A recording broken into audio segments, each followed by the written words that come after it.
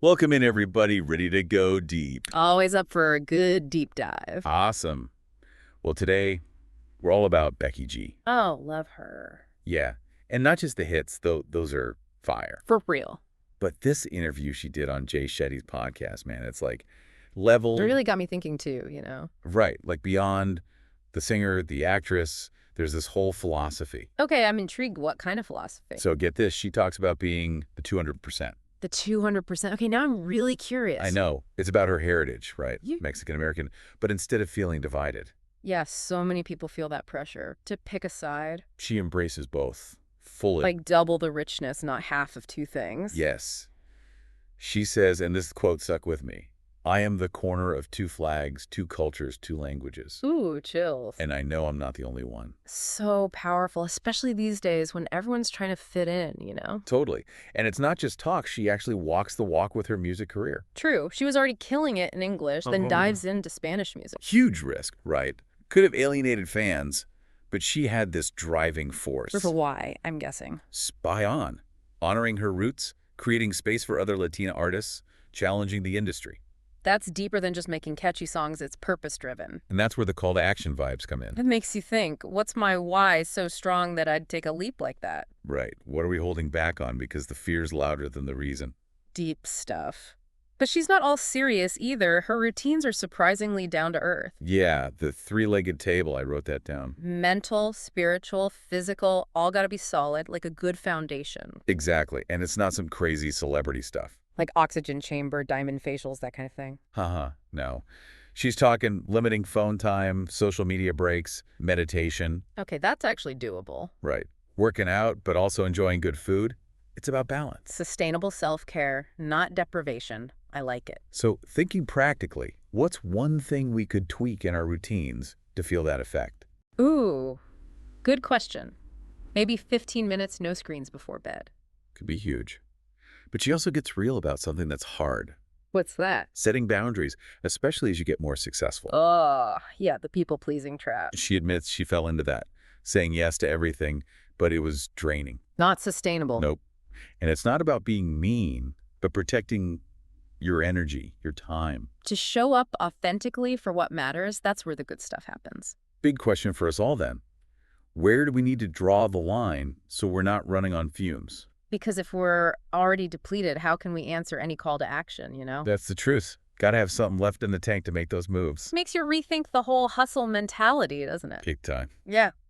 Becky G's showing us another way, where self-care is part of the ambition, not the enemy. I'm ready to hear more about this. It's crazy how much her upbringing shaped her whole outlook. Right. Those early experiences, the struggles, ND, the family love, it's all connected.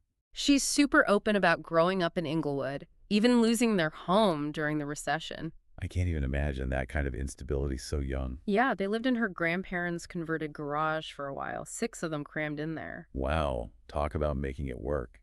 But even then, Becky G had that drive. Oh yeah, she was obsessed with actresses like Dakota Fanning, Shirley Temple, even printed out a contract for her parents. Contract? What do you mean? Seriously, asking for 6 months to pursue acting before they'd reevaluate if it was working. That's taking call to action to the next level. Good for her parents for being supportive. They were driving her to auditions constantly, Inglewood to Hollywood and back, all while raising 3 other kids. It makes you wonder, what are WE capable of with that kind of belief behind us? And the rest, as they say, is history. But what strikes me is even with global fame, she's so grounded. She mentioned her grandma still lives in that converted garage like a family landmark. That's powerful. A reminder of where you come from, what you've overcome, keeps it real. Especially in that industry, all the image pressure, it's got to be intense. And she's so open about her mental health, anxiety, even panic attacks before shows. That vulnerability is huge EE. Normalizes the struggles we all face, famous or not. Totally. We get this message that success equals perfection. She's like, nope, it's okay to not be okay. And she doesn't just talk, she takes action. Therapy, the three-legged table, she's putting in the work. So, question for us. Are we taking care of ourselves enough to even make success sustainable? Because hustle culture can be toxic if we burn out before we even get there. Exactly. Becky G is modeling something different, where self-care fuels the ambition. And this leads into how she handles relationships too. Boundaries are key. She talks about shifting from quantity to quality, being around people who make her feel safe, seen. That's so real. It's easy to collect superficial connections, especially when you're in the spotlight. But it's exhausting. She admits she used to be a people pleaser, but learned to say no. That takes guts, especially in a world where you're expected to say yes to everything. But it's about self-respect, protecting your energy for what truly matters. This is where the realistic advice shines. Not becoming a hermit, but being discerning with your yes. Your yes has more power when it's intentional. It's valuable for you and the other person. It ties back to that call to action thread. If we're spread thin, our yes loses its meaning. We got to be intentional with our energy, or it's just scattered effort, no real impact. How often do we say yes out of guilt, then resent it later? What if we flip that script? Only saying yes when it aligns with our values, our goals, that's a game changer. Not selfish, but making sure our actions match who we want to be, what we want to contribute. And then there's how she views success and failure. She's redefined those completely. It's not about charts or awards. It's about personal growth, the impact she makes. Such a freeing perspective. No more chasing external validation. It's about your own compass. She mentioned songs she loved that flopped commercially, but she still saw them as wins. That's the natural instinct, right? Trusting your gut, creating from passion, not just trends. Authenticity resonates more than anything calculated. People feel that When you're true to yourself, the right people connect. It's not about pleasing everyone. this makes me think about how fear of failure holds us back. What if we focus on the process, not just the outcome? That's scary, but freeing. Permission to experiment, to learn, to grow without needing to be perfect right away. And that vulnerability makes the call to action stronger. You're not pretending to have it all figured out. It's like, hey, I'm figuring this out too. Come along for the ride. Inviting people into the journey, the ups and the downs. Much more relatable than pretending it's all smooth sailing, What I find interesting is she doesn't sugarcoat things, Right. It's not all sunshine and rainbows. But even with the tough stuff, she has this way of reframing it. Seeing the opportunity even when it's hard. Yeah, she told this Zen story that really stuck with me about a father and son. Oh yeah, the one where the villagers keep saying, good thing or bad thing. And the dad's just like, good thing, bad thing, who knows? So wise. We're so quick to judge a situation, but we never have the full picture. Exactly.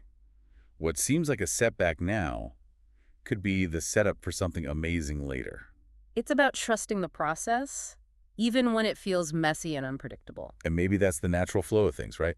Life has ups and downs. Instead of resisting that, she leans into it. Okay, what can I learn here? It's like instead of being a victim, you become the architect of your experience. And that's where the call to action gets personal. It's a daily choice. Not just big goals, but showing up with that resilient mindset no matter what. Makes you think about how much time we waste complaining about stuff we can't control. Instead of focusing on what we can do, that's where the power is. Becky G's like, look, even when it's tough, we have choices. It's not about ignoring the hard stuff, but not letting it define you. And it's inspiring to see that reflected in her music, her art. She's not shying away from real topics. She's using her platform to spark conversations. About identity, mental health, all the stuff we're usually told to keep quiet.